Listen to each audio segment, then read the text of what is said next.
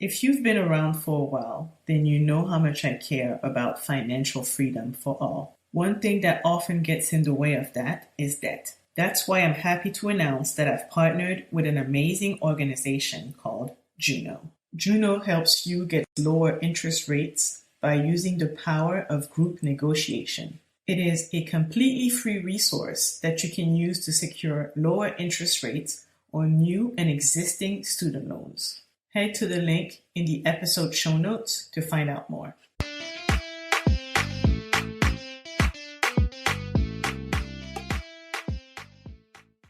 This is the Dreamers Podcast, episode 51. Today is January 4th, 2022. Hello, world. Welcome to the Dreamers Podcast. I am Stephanie Anne-Lyse, also known as Anne-Lyse Wealth. I am a financial coach and an author. I self-published my first book, Dream of Legacy, a guide to help dreamers reach financial independence and build generational wealth. In this podcast, I'll have conversations with experts and thought leaders who dare to follow their dreams. You'll hear about their journey and their money stories. I hope it inspires you, dreamers out there, to live life on your own terms. Come on, dreamers, let's change the world! This podcast is brought to you by Dream of Legacy. Check out dreamoflegacy.com for resources to assist you on your journey to financial independence. Before we get into today's episode, please take a couple minutes to go into Apple Podcasts if you're listening from an Apple device to rate and review the podcast. If you appreciate the free resources that are provided in this podcast, then the best way to let me know is to do just that. Reviews help the podcast be more visible, and it helps other dreamers discover the podcast. So thank you. I appreciate you. And now let's get back to today's episode. Hello, dreamers. Welcome to the Dreamers Podcast. I'm your host, Anne-Lyse Wealth. I can't believe I'm saying this, but Happy New Year. I hope this new year is the best of your life so far. I hope it brings you everything that you've been hoping and praying for. And I am so happy that you're here at the very top of the year, ready to listen to this new podcast episode. I have been taking some time off over the past few weeks, enjoying time in California with family.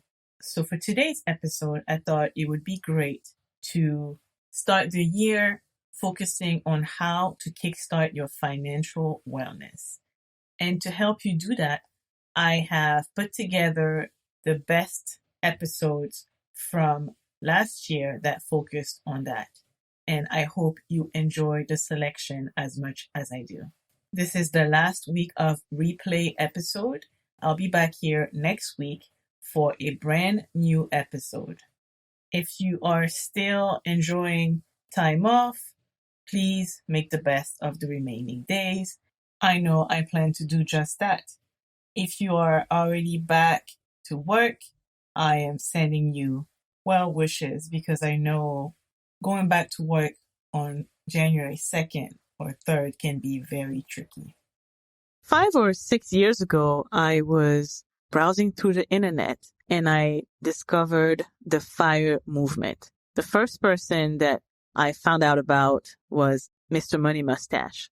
And he was an engineer who had retired in his early 30s with enough money for him, his wife, and their kid, based on their living expenses, to continue to live the exact same life that they were living without having to work. The one thing that intrigued me the most about Mr. Money Mustache is that even though his wife were making good money, they weren't rich, but yet they were able to retire, both of them in their 30s. And so I was very intrigued. And then I read the book, Your Money or Your Life. I discovered that there were a bunch more people that were part of this movement called the FIRE movement, which stands for Financial Independence, Retire Early. I was at a point in my life where I was ready for something different professionally. And though I wasn't necessarily looking to retire early, just knowing that there was a whole movement of people out there who were able to retire early in their 30s, 40s, and not having to wait until traditional retirement age to have freedom. So that was my introduction to the FIRE movement. And what FIRE provided is a simple framework, which essentially is about saving a large percentage of your annual income so you can be more intentional about saving and investing in your retirement. Most people take advantage of their company's 401k, maybe save 10, 15, even 20% of their income. But with the FIRE movement, some people save and invest up to 70% of their annual income. Of course, that's on the extreme side, but there are people out there who actually doing it. With FIRE, what you do is you have to first get a good grasp of your annual expenses, right? So let's say your annual expenses are $50,000. With the FIRE movement, you will multiply your annual expenses by 25 to reach financial independence. So it will be $1.25 million. And I know more than one person is probably listening right now thinking, well, I don't have $1.25 million just sitting around. And that's not how FIRE works. But essentially, you start from your financial independence number, which in this case will be 1.25 million. The first assumption here is that the stock market has returned about 10% of annual return for the past 100 years. If you factor in inflation, you're probably somewhere around 8% of return. So you are assuming that when you invest your money every year, it will give you back an 8% return after inflation. The second assumption is that you will withdraw every year once you've reached your financial independence number, 4% of your portfolio. So what that means is that essentially once you've reached $1.25 million invested, then you can withdraw money every year to cover your expenses, which is $50,000, without ever having to touch your principal balance. So how did you adjust from doing this as a side hustle to becoming a full-time entrepreneur? When you're an entrepreneur, especially in the beginning, it's harder to predict your income and you kind of have to eat what you kill. So do you have any money tip for someone who might be considering following your path and turning their side hustle into a full-time? That's a really good question because in the beginning, you wear every hat possible. You are the marketer, the janitor, the CEO, the assistant, like you are everything. So, which means you're investing money into multiple areas. And for a long time, I didn't take any money out of the business for myself. I didn't have a paycheck. Well, most of the time I'd be in the negative because I was investing into different people and projects and tools and systems. I advise that you focus on building community first before anything, right? Once you have a community, you're able to test your idea.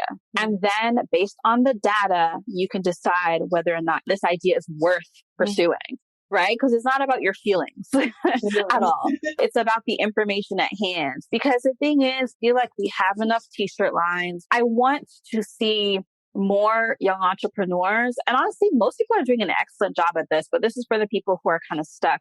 Solve a problem. If you are solving a problem at a community level, industry level, or the world at large, you will always be in demand. You will get to where you want to be. You will earn the income of your dreams. Honestly, this is no shade, but it's like people are stuck because it's like they're not solving a real problem, a real need. So that's why you're not getting, your product isn't flying off the shelves and people are not walking into your store. And it's like not solving a problem that's big enough. And sometimes I do find that some of the women that I have mentored in the past, they tend to go towards like beauty or vanity or whatnot. And there's nothing wrong with that. But there will be a higher demand for someone who is, let's say I have a mentee who works with individuals who suffer from like skin rashes and like irritations. And she develops products to help clear marks on your skin and whatnot. She's going to have longevity in her career and she's doing exceptionally well versus someone who is performing lash extensions, right? Both are great businesses, but one is going to be around 20 years from now. I really love what you just said there because I think along those lines, sometimes when we start businesses or we develop a product, it's easy to want to kind of like sell to everyone, right? But Yeah. When you target your audience, the more specific you are, the better you can serve them. I love what you said about your combined income during that time that you were saving and investing aggressively before becoming millionaires, because often the perception is that the path to millionaire status, especially that early in life, only happen if you make six figures or 200,000, especially like in a place like California where the cost of living is so high. But you guys did it. And I think that it can really motivate people to see that they can do that too. So I love that. Right. Yeah. So eventually our income did go over 100,000, but not till the later years. But that's why I do part of the financial, I do what's called the Money Fit Challenge, and I walk people through. And one of the last things I do is to have people evaluate their career. The truth is you can make it on a small income forever, but if you have larger financial goals, that making sure that you're in a career or you have a side hustle or whatever it is that's going to grow your income, that is something that you can do, but that is second to controlling your spending and making sure at whatever income level. So yeah, absolutely watch your spending, saving, investing I think is more important than just making sure you always make more money, because if you're spending, I think that's the biggest thing I realized, that you will spend at your first salary the same way you'll spend in the future. So if you're overspending a lower salary, and you've seen this, with celebrities who've made and lost all their money, and you think, how is that possible? They make millions. And it's because it doesn't matter how much you make. If you spend more than you make, you will never have money. And so I think that's also big, that yes, it's like great to grow your income, but you still have to be watching your spending at least. Yeah, you have to track where that money's going. Tell us more about how you guys did it. What did you invest in? What types of accounts did you use? We mostly did 401k and then Roth IRAs. And really that was it for a long time. And we just did basic low cost index funds. I love it. Yeah.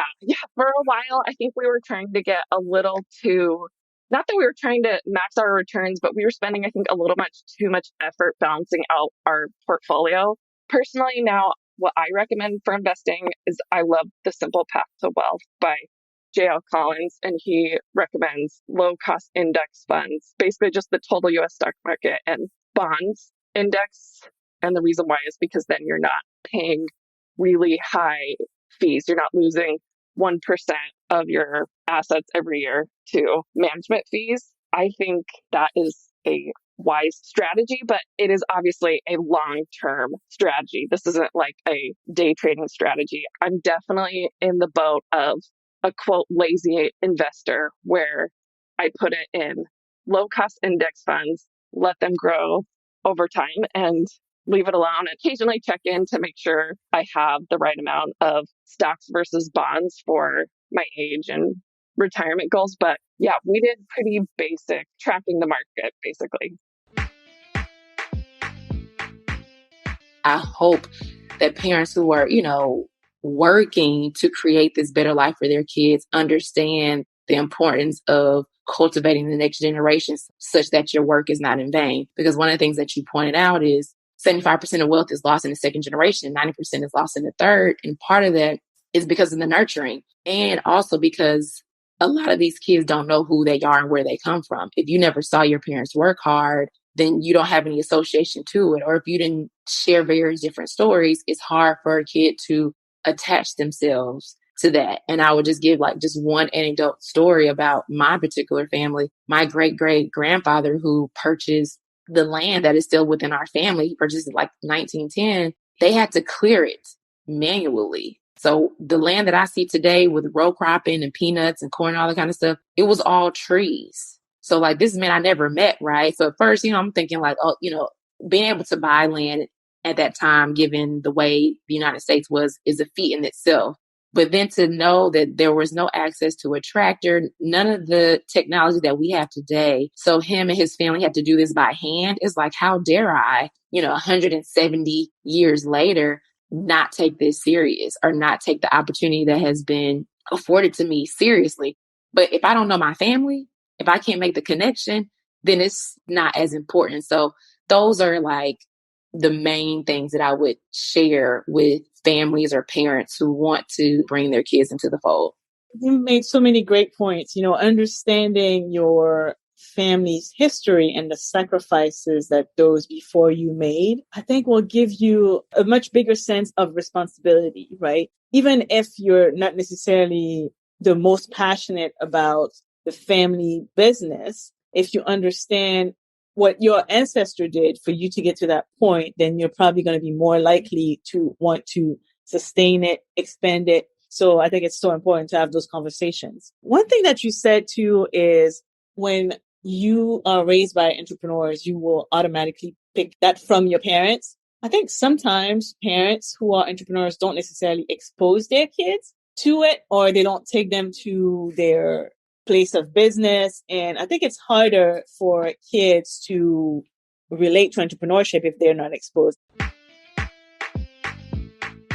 One thing that I hear about a lot is I don't need to worry about estate planning because I don't have many. There are many reasons why you should worry about estate planning, especially if you're a parent, if you have dependents, if you have assets. Let's talk about something that most people know about, which is having a will.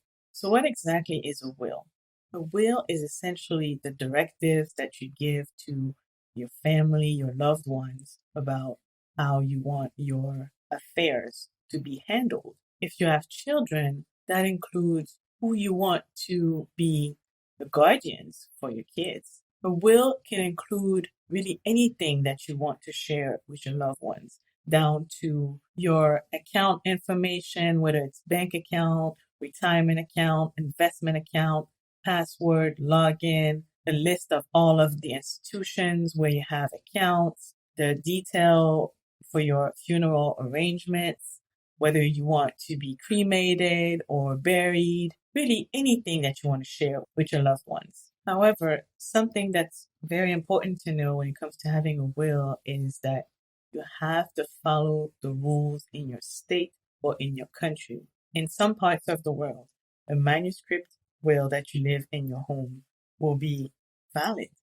But in a lot of places, there are some more stringent requirements that you have to follow in order to have a valid will in the event that you were to pass. So it's very important that you take into consideration where you live to make sure that you follow the rules. Because if you don't have a will, then you leave it up to the state, the country, to determine what's best for your affairs. Authorities might decide that your kids should live with someone that you wouldn't have picked. So it's very important to put pen to paper so that everything is clear and to ensure that you're following the legal requirements. That's why it's never a bad idea to consult with a lawyer when it comes to these type of affairs. And depending on where you work, you might actually be able to do this at no additional charge because some companies will offer legal benefits at a very low cost or even at zero cost. So it's important to look into the options that you have and to make sure that you are covered. So how is it to be debt free? That's something that, I still have a mortgage, so I can't quite relate to that yet. And, a lot of people think that's just not possible. A lot of people think that you have to either have a mortgage or have a car payment or you just have to have debt. So tell me about how it felt and how it feels every day to be debt free and what kind of opportunity that has provided to you guys. Yeah, when we paid off our debt in the beginning, the car debt and the student debt, that felt really good. It felt like we were releasing obligations in our lives. It felt a lot of times when we had the debt, it just felt like one more thing we had to worry about. And then when we paid them off, it was like one less thing we have to think about, one less thing we have to worry about. And as a young parent, man, I feel like we're always thinking about the thousands of things we have to do each day. And to release one of those big obligations just felt like a weight off. You can breathe out, it just felt great. And so when we did that with the mortgage, me personally, I can only speak for myself, but it was a huge weight off my shoulders. I felt like I was working in this job and yes, I was paid very well, but I felt like I was sort of trapped. I'm like, okay, we decided to get this bigger house with a bigger mortgage. and I feel like I'm trapped in the job because of the mortgage. I didn't want to feel like that.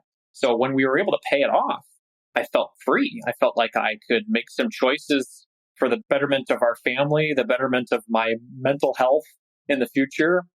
And it just felt great. And it got a little addicting after the first round. You know, you pay off the student loans. I'm like, well, this feels good. Let's pay off the car. That feels great. Let's pay off the house. And then all of a sudden you got no debt left.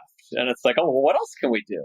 Let's build some wealth. Let's give more. Let's have more fun. Let's go on more vacations. And because you don't have those obligations, you can do more of those things. Like this year, our big financial goal is to save up to buy a hot tub. I mean, that's not really like a paying off your mortgage or anything, but now we are having a lot more fun and excited about using our money for fun things. So yeah, that's where we are today, and it's exciting.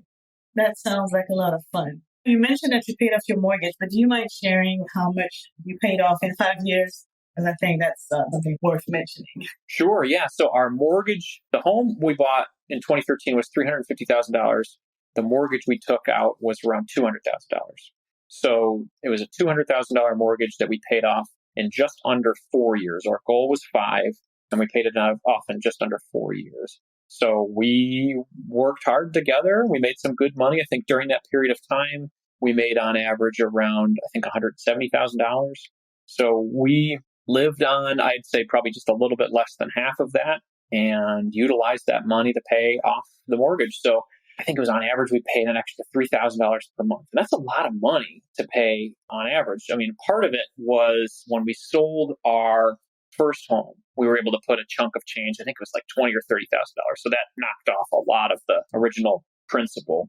And then the months that followed from that, it was like, okay, what can I do to get some bonuses at work? What can we do to sell some stuff around the house that we don't use anymore? You know, the old baby gear. As our kids are getting a little older, I think I sold my moped. I sold some skis, things that I just didn't use anymore that were gathering dust. Ended up being more logs on the fire to burn away the mortgage. And we got excited about different ways to make that process happen. And then in areas for us to decrease our income, but not kill our joy. Like, hey, what can we do to negotiate down the cable bill? What can we do to negotiate down our insurance bill? Still have the same stuff, but just pay less money. I didn't want to have it be deprivation and not enjoy our journey.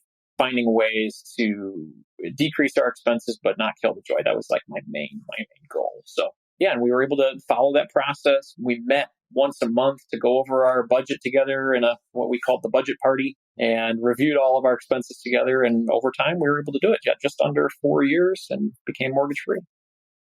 That was the Kickstart Your Financial Wellness Best Of from last year's episodes. I hope you take the time, if you haven't heard the full episode yet, to go back and listen to them. I will make sure to link the episodes in the show notes. Thank you for listening to today's episode of the Dreamers Podcast. You can find the episode show notes and all of the links mentioned at dreamoflegacy.com. If you liked today's episode, here's what you can do to support me and help more dreamers discover the podcast. Follow the podcast on Apple Podcasts or wherever you listen to podcasts. Rate and review the podcast to help the podcast gain more visibility. Share the podcast with your family, friends, and coworkers. And if you really enjoyed today's episode, please take a second to tag me at thedreamers.podcast on Instagram and let me know what you liked about today's episode. All right, dreamers, that's it for today. I will see you back here next week for another episode of the Dreamers Podcast. Okay, dreamers, time to build this legacy. This podcast is for general information purposes only. It is not intended to provide any tax, legal, financial planning, insurance, accounting, investment, or any other kind of professional advice or services. Please consult with an appropriate tax, financial, or legal professional to receive appropriate advice based on your situation.